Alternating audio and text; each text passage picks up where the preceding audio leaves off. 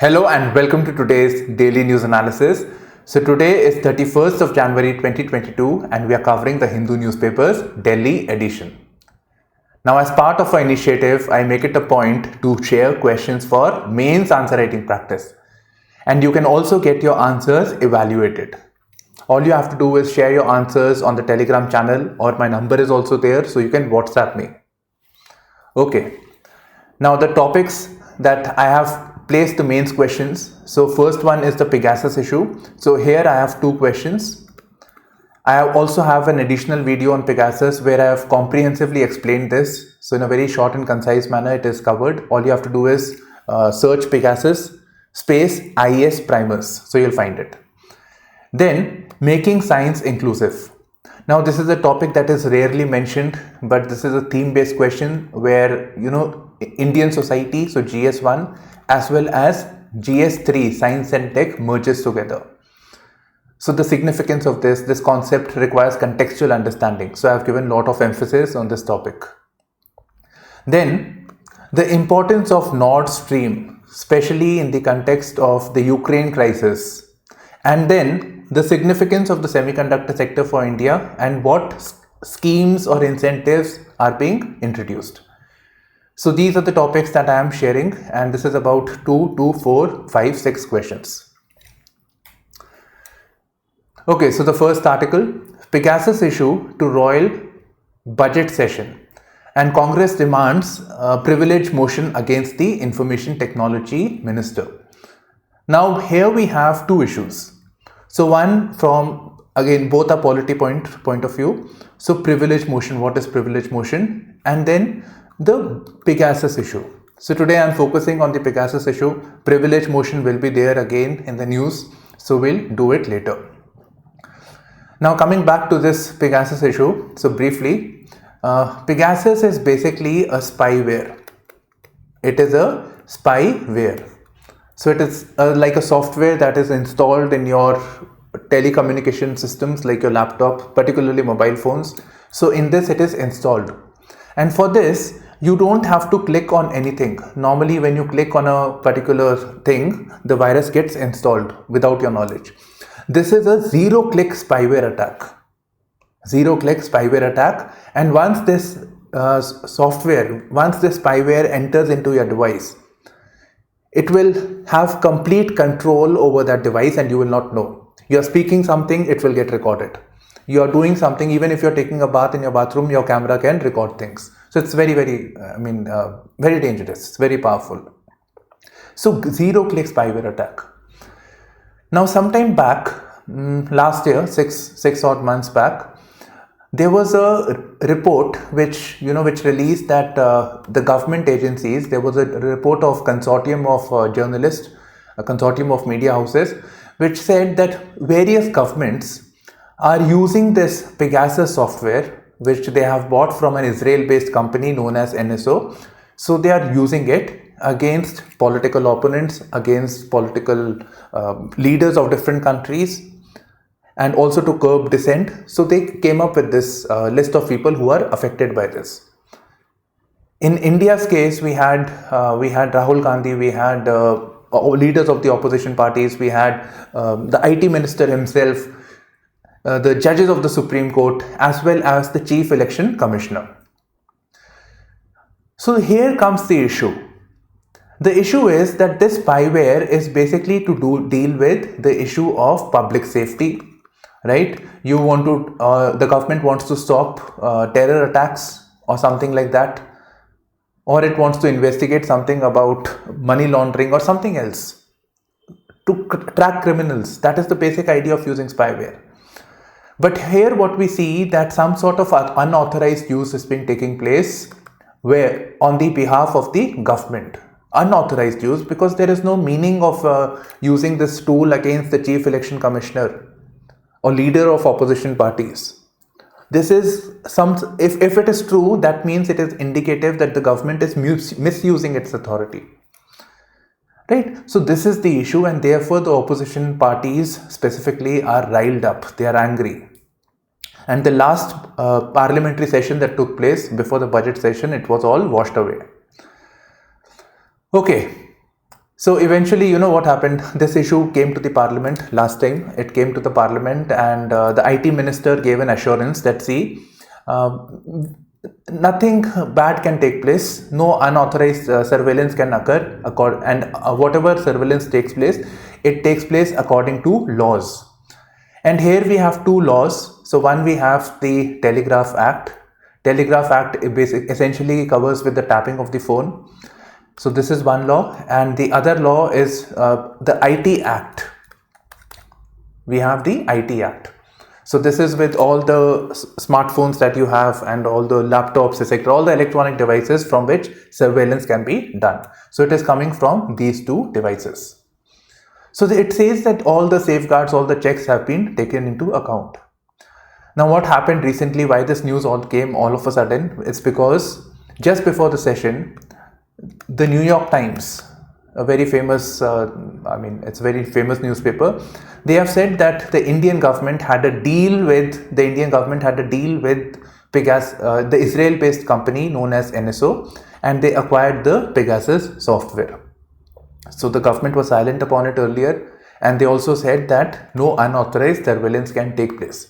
But now there is an evidence that the government has the Pegasus software.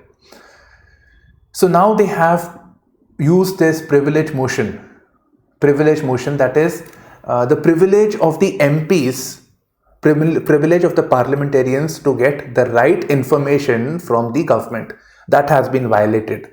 And therefore this privilege motion has been introduced to censure the minister, to take action against the minister. Right, we'll go deeper into the privilege motion later. Now here is the question, and you can have a comprehensive, much more detailed analysis on this.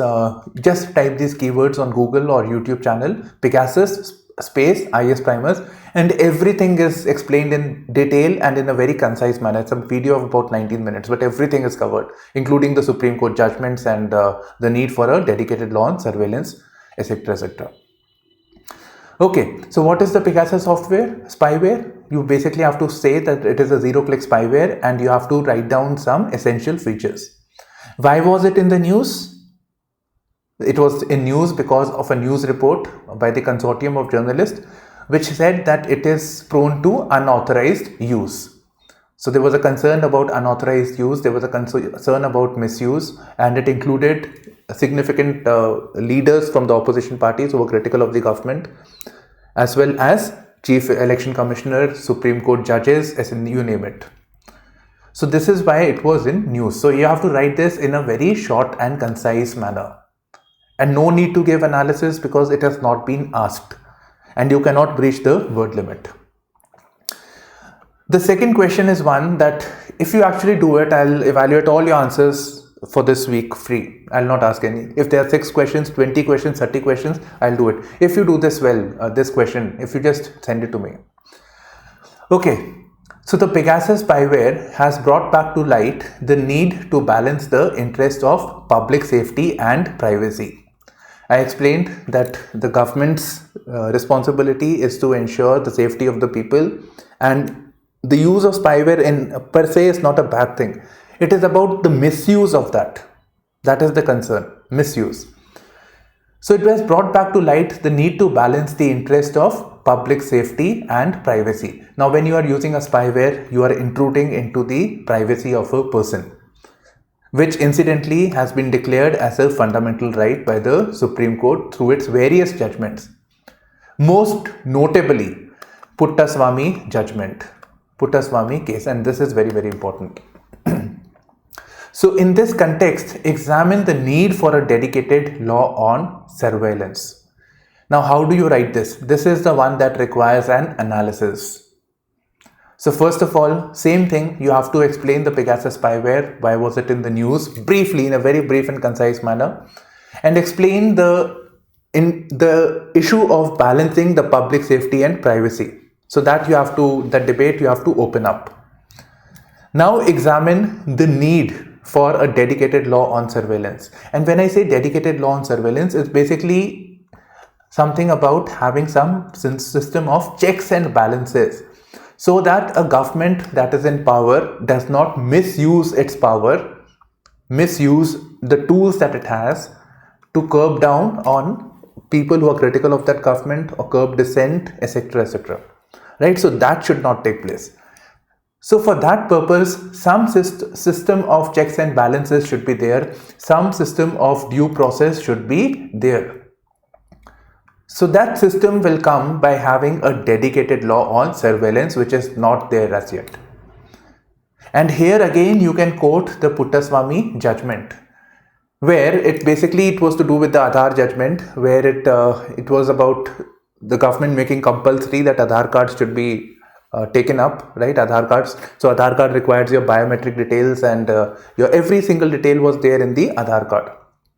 So it raised the concern about public welfare and privacy. So balancing the two. Now, it basically tells us that yes, Article 21 is there, right to privacy is there, but it tells us that, see, sometimes intervention in right to privacy is justified. And for that purpose, it gave us a fourfold test. So it set a criteria that, see, due process has to be followed. There should be some sort of a concept of proportionality. To that extent only, what is the purpose? To that extent only, the right to privacy should be breached. If the threat is minimal, then accordingly, the instrument or the authority of the state should be used. All of this is actually mentioned in the textual form in this article, in this short video. You can see it. It's at the end of the video. Now coming to the next article, and this is important for prelims. So, if you're working particularly, so your contributions, your salary, part of the salary goes into the Employees Provident Fund organization. So it goes into the Employees Provident Fund. So the organization that deals with it is known as EPFO. Right, so your salary, your contribution, you make a contribution, your employer makes a contribution to this, which you are returned later on when you retire. At the end of your career, you get this money. So it is entrusted with the responsibility of retirement savings of formal sector employees. Okay, so now what has happened is that EPFO will be appointing an auditor to track fund managers. So basically, the people who are working in the formal sector, where there is the PF contribution is there, so this money is being parked. So how this money is being managed, this will be audited. Now more so, there is a need to audit it. Until now, there is no independent auditor, which is which is wrong actually, which should have taken place. So more so, there is a need in the present times, because now earlier the PF fund was only with reference to the government securities, where there is a fixed and guaranteed return is there. But now, because this money is too much, they realize that we can invest part money with the equities or in the stock market. So according to the EPF criteria, whatever the criteria is there, are the money being allocated in the right manner? Is that due process being followed? To ensure all of this, an independent auditor is being appointed. What if there is a bit of greediness and more money goes into equity, and the security of money, the standard amount of money that should come to the person who is having an account, so that should be returned at the end of it. It cannot go bankrupt.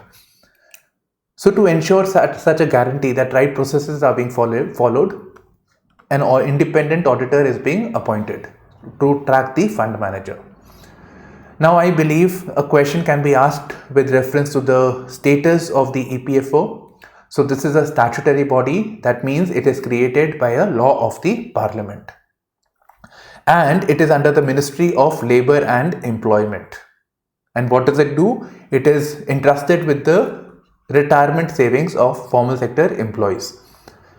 And it does not invest only in government securities where the returns are fixed. It can also invest in equities, right? This is again, you need to keep these things in mind. Now coming to the next one, that is making science inclusive. And I have two questions over here. So making science inclusive. So read the first question first. It is not just sufficient to promote science and technology in India. it should also be inclusive. Discuss, 250 words. Yes.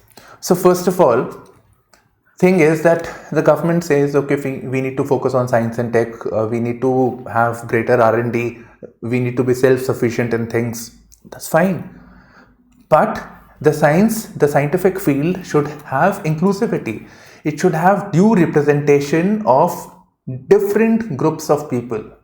That is what inclusive means.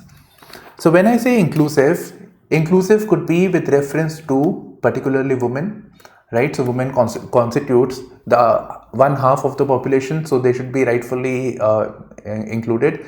And here again we find that there is a skew in favor of male population.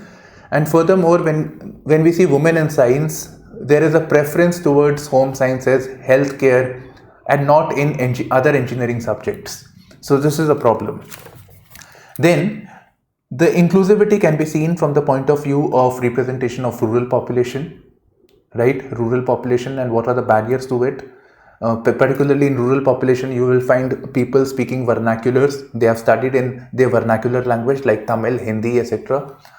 But when you study science, most of the literature, most of the literature is actually in English. That is a barrier, right? So this is one example. Then the representation of people from the poorer sections of the population, they should also be represented, right? Then I'll just add one more here, language as a separate category altogether. I'll mention it. And then also regional representation. So regional representation, certain parts of country having more representation as compared to the other, right? So here I've kept 4-5 criteria over here. So first thing is, what is inclusive, which you can define.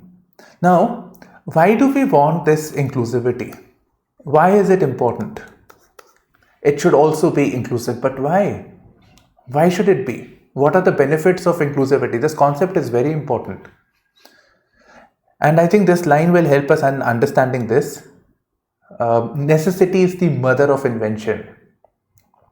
So when we are looking at the scientific part, science is basically what? Science is not just physics, chemistry, maths, and engineering, etc. No. It is about using that thing to solve the problems of the people. That is the main purpose of science, to solve the problems of the people.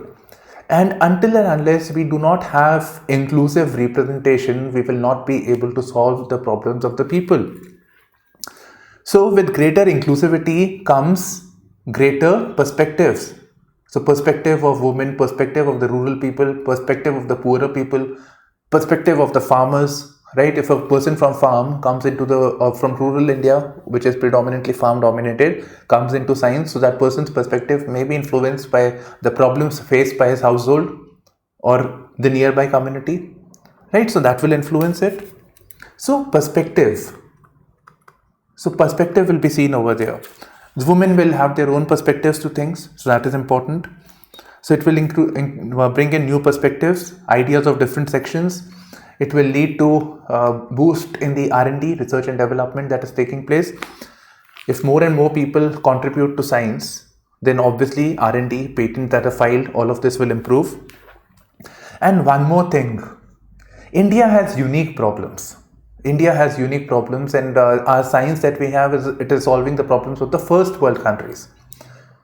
So India specific problems of the Bharat, they have to be solved. They have to be managed.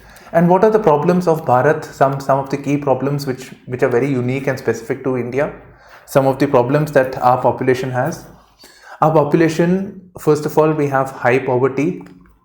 We are extremely price sensitive, right? There is scarcity of electricity, consistent supply of electricity. So we want solutions. We want low cost solutions. Now something like a mitti cool, where electricity is not required, but it will keep the things cool. Farm related problems that are there, especially with reference to large number of small and marginal people are there. So, in West, there are huge farmlands. So it works on economies of scale.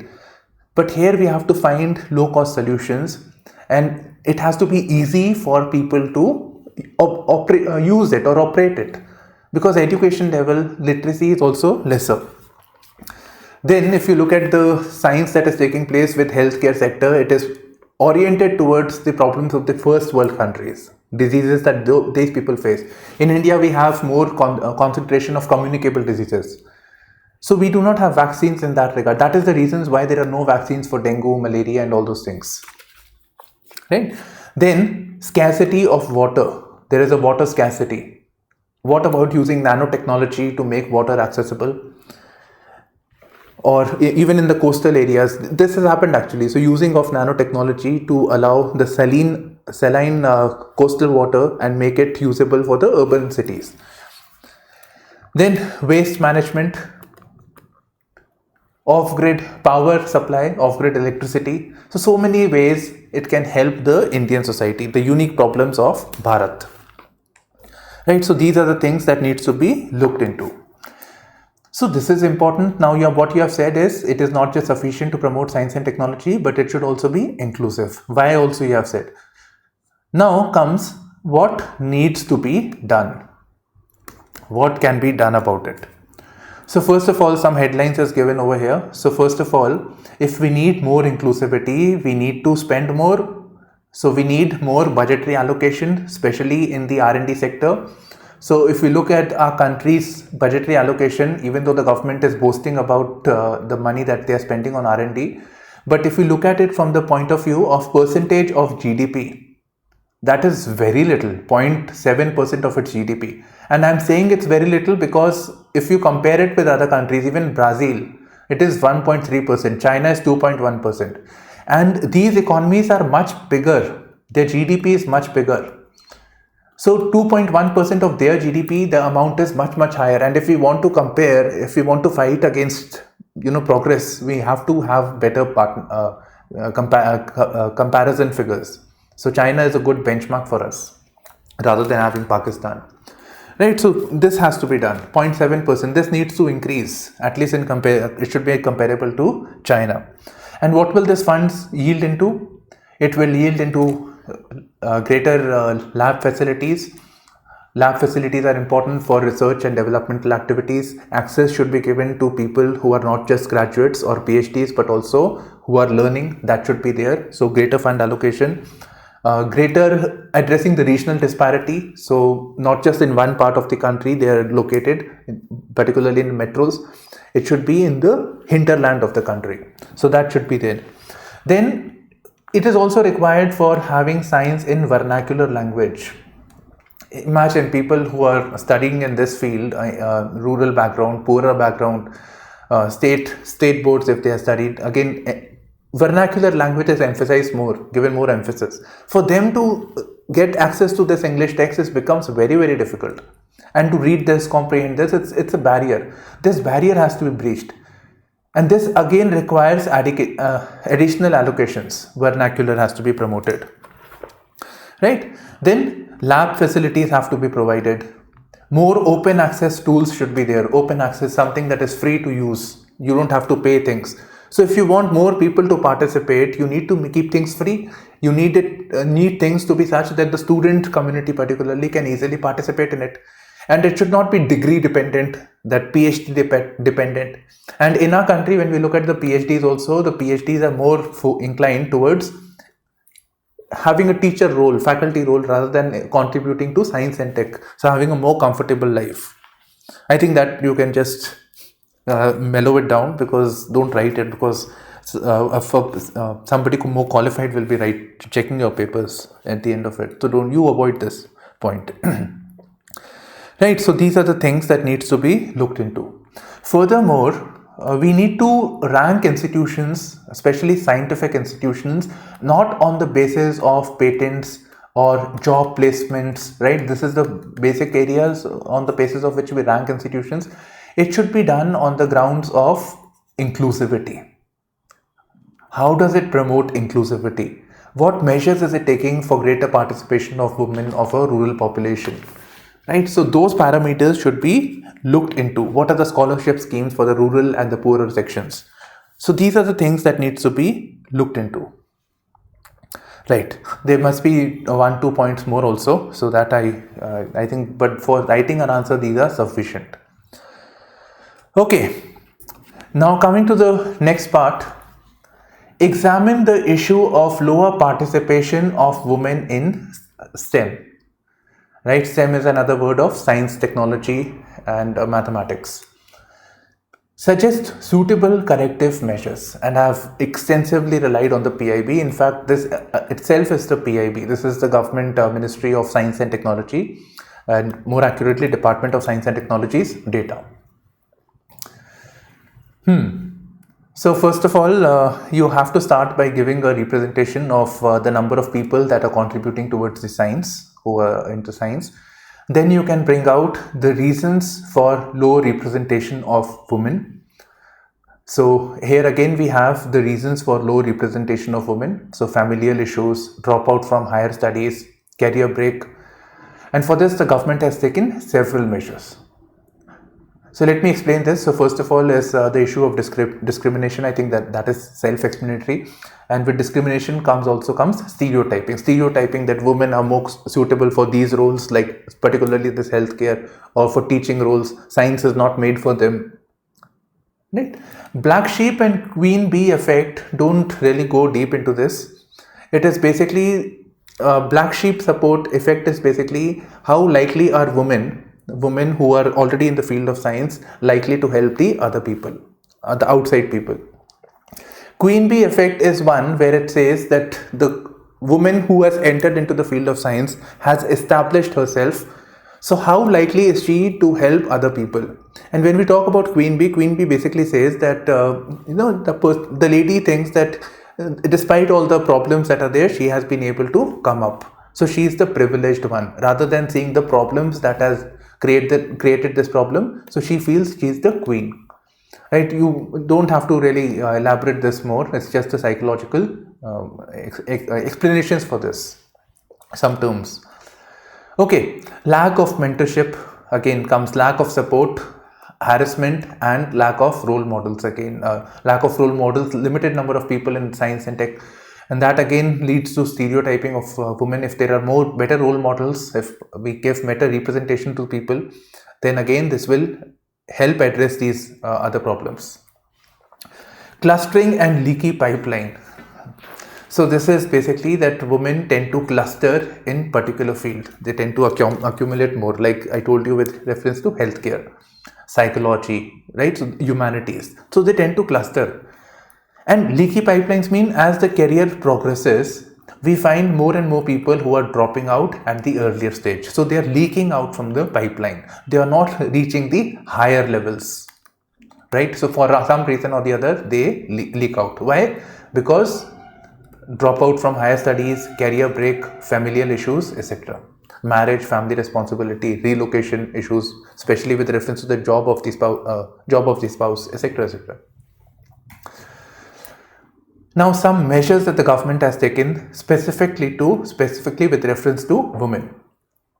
So here we have the scheme known as Kiran, and again these schemes this is the PIB of Ministry of Science and Technology, more specifically Department of Science and Tech. So all these schemes are under this ministry or this department. So knowledge involvement in research advancement. So this scheme is there. So under this scheme, there are many other schemes. So Women Scientist Scheme. So it is for people who are suffering from break in career or for pursuing research in frontier areas of science and engineering, to support them. Then Curie is a scheme. Curie program is a scheme for women only universities. Right? So if women only is there is really no discrimination or stereotyping. Those barriers are gone. So just for women. So that again incentivizes women to enter into this. Then creation of the state-of-the-art research laboratories to enhance women's participation in science and tech. Then within the Kiran also is mobility scheme to facilitate people who have relocation related issues. Right, so these things have been taken into consideration.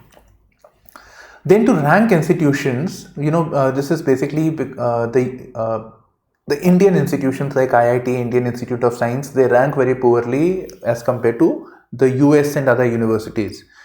So government said that, see, this is problematic because Indian problems are different and therefore we need to have our own system of ranking. So they came up with National Institutional Ranking Framework, and this is by Ministry of Education. formerly known as Ministry of Human Resource and Development. So these are the things, and I am particularly concerned about outreach and inclusivity. So we need to rank institutions on the basis of the inclusivity parameter. This is a point that I mentioned, and it came to my mind because of this. Now, next one, show commitment to equity in the budget. I'll very quickly cover this. So basically the budget is coming up, and this article is essentially a critique of the government. So it is saying that first of all, the government, the reference to Prime Minister Modi's speech that the citizens also have duties. So here the people are saying that rights-based policy framework must be adopted. And you know what is rights-based policy framework, right? That citizens have certain rights. They are entitled to certain schemes, and they have a legal claim. So the government has to ensure that these schemes or these benefits are provided to them. So one of the good examples is right to education. So the government has to ensure that education is provided to children in the primary age group. Okay, so this should be there. Further, it is critical of the high income inequality in the country, specifically with reference to the recent Oxfam report. Then the government needs to spend more on the social security expenditure. Here are some points which you can note down. So already it is low at 1.5%. Now what is social security expenditure? Expenditure on social security, expenditure on education, expenditure on healthcare, expenditure on social safety nets like budget, health insurance, pension yojana, Atal pension yojana. So such schemes are covered. Further, for non-farm sector, because of the rural distress that is there, the government should spend more on NREGA. So more budgetary allocation should be there on NREGA. And NREGA also is based on the rights-based approach. It provides a legal guarantee that if a person is not having employment and if a person is unskilled, they can claim manual work from the government. So more allocation is required over here. Then education budget should be increased. There is a 6% cut in the education budget because of the pandemic that took place. Right, so these things needs to be addressed. So India's avalanching slide into grossly divided society. So let me just explain one. I didn't do this. So one is that we have a high informal sector, right? We need to look after the people who are working in the informal sector, and that is the 90% of the labor force of the country. So that is there. Then the issue of education, issue of healthcare, so social safety things, right? Guaranteed or assured income, rural distress. So those things needs to be looked into, and these have gotten worse during the pandemic. Now, next one, the importance of Nord Stream pipeline. And actually, this Hindu paper actually gave us a question: how is the pipeline causing geopolitical tensions? Is the US planning sanctions on it? I don't expect it to be framed this way, so I have a question here. Examine the geopolitics surrounding the Nord Stream. Yes. So first of all, what is Nord Stream? And I'll comprehensively cover this accordingly. Keep this as word limit as 50. So Nord Stream is in this area, the northern Europe that you see, Germany, France, this region of Europe is actually known as the Nordic region. The race of the people is known as Nordic again. Okay, so basically Russia is the second largest supplier. It has huge reservoirs of oil, natural gas, etc. And Europe does not have so much reserves. So European countries, they need these reserves, and Russia is well placed to provide it. So they have this Nord Stream which is going via the sea. It is passing through the Baltic Sea, very important for prelims. Baltic Sea. This is the North Sea, this is the Baltic Sea. And again, you need to know which are the countries associated with the Baltics. Okay, so this gas pipeline is going through the sea. So no land barriers are there. It is going via the sea, and it is passing through the exclusive economic zones of several countries, including Russia, Finland, Sweden, Denmark, and Germany. Again, you need to know. So basically, exclusive economic zone is basically the area of the international waters which are not under complete control of the state, but they have complete guaranteed resources to economic resources that are there that can be exploited exclusively by that country. So it is passing through the exclusive economic zone of these countries. Okay, so Nord Stream is done. It is a gas pipeline coming from Russia into Germany, and this pipeline will provide cheap cheap energy to other parts of Europe. From Germany, it will land to other parts of Europe. Clear? This is Nord Stream. Now, what is the geopolitics surrounding it? So the geopolitics surrounding it is quite simple. So first of all, because of the Ukraine crisis that is taking place, Ukraine crisis, US, there is a possibility that US can impose sanctions. US is already planning that strong sanctions may be imposed on Russia, right? Because then it will be able to put greater pressure on Russia. So if economic sanctions are there, then greater pressure, but that would mean the supply of natural gas will be affected. Now, when the 2014 war of Donbass had taken place, that time it was not imposed. So US plans to impose sanctions because of the Ukraine crisis. And likewise, Europe is also considering a sanction. But the sanction will not be a very popular scheme amongst the people because it will lead to increase in the gas prices. So it will lead to the increase in the energy prices. Furthermore, presently, Ukraine, the gas that is coming into Europe, it is coming via Ukraine. If you can just mentally recall the map of Ukraine, Russia and Europe. So it is coming via the Ukraine, and Ukraine gets a cut on that. So it's a key source of revenue of the Ukrainian government. But if Nordic system continues, if the Nord Stream continues, then Ukraine does not get the share of that revenue. The cuts, the commission that it gets, it comes down because of this. And furthermore, if there is a good relationship between Russia and this thing, then it affects, if this gas pipeline takes place, and this can be used by Russia, that see, if you take action against us, then we will stop the supply of oil, stop the supply of energy gas. So this is again there. This is one more thing, right? So these are some concerns that are geopolitical in nature with reference to the Nordic this thing. And one more point is that environmentalists, not really geopolitical, environmentalists do not like this because they say that today we want to move away from fossil fuel based economy. We want to move away of it because of the climate change concerns. But then at the same time, you are using this energy gas. This is not good. But natural gas is considered cleaner as compared to coal, but it is still an unclean source of energy. Right, so these are basically concerns with reference to the Nord Stream pipeline. So I hope you are able to answer this. You first start with the Nord Stream and then explain the geopolitical issues, starting with the Ukraine crisis. Why is India trying to boost the semiconductor ecosystem? What are the incentives being promised? This is the question that I'm using, right? Same question. Okay, so this is with reference to the scheme of the government that was in this explained section, design linked incentive scheme. Yeah. Let's start with why is this design linked incentive scheme and various other incentives. So let's try with this question itself. Why is India trying to boost the semiconductor ecosystem? So it's very simple. It's very simple because semiconductors are required for electronics manufacturing. So all the tools that we are using are basically based on electronics. Even the automobiles are running on semiconductors, which are again used for some electronic components are there. So they are coming from the semiconductors. So it is very, very important. And furthermore, we need to be self-sufficient. We need to, given the size of a country also, we need to be self-sufficient in semiconductor system.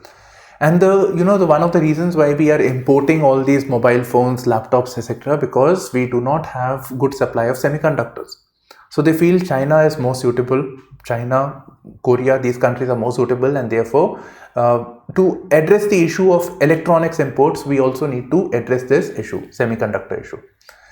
So we need to promote companies that manufacture semiconductors. And from here on, we can build into electronics manufacturing as well. So we want to be self-sufficient. Again, dependence on electronics. These issues are primarily responsible for the India to try to boost the semiconductor ecosystem. Right. Now, one more thing actually, why are companies not coming into our country? I think this again we can do this. So why are semiconductor companies not willing to invest in India? So they basically, common points are there. They basically say that there are concerns associated with connectivity to ports, connectivity to airports. Right, so because of this, the logistic cost in a country is one of the highest in the world. It is around 14% of the GDP, plus the regulatory issue. So this is a problem. Now, if we compare it with China, if we compare it with USA, it is somewhere around anywhere between 5 to 8% of GDP. So this is much lower. And furthermore, that is why these companies do not want to manufacture in India. They may have their R&D plants, design centers, but they do not want to manufacture in the country. Right, so this is a problem. So high logistic cost, regulatory hurdles. Now here again it gives one example that now recently we have this 5 nanometer, wires that are there, very small wires are used in semiconductors. So new system is being incorporated, 5 nanometers. But the government does not have the companies do not have a clearance for the manufacturing of this. So the regulatory system needs to be more robust, more advanced. So this is there. So regulatory issue, and again to this you can also add the issues with reference to ease of doing business in India. More and more regulatory issues, the time taking to set up their companies. Right. So all these hurdles are also an obstacle in creating the semiconductor ecosystem in our country. Right. And again, one more thing, with reference to this, government has come up with several connectivity schemes like Sagarmala project, Connect India, and so many other schemes. Okay, now coming to what are the incentives being promised. So first of all, we have the design linked incentive scheme. So design linked incentive scheme is very similar to production linked incentive scheme.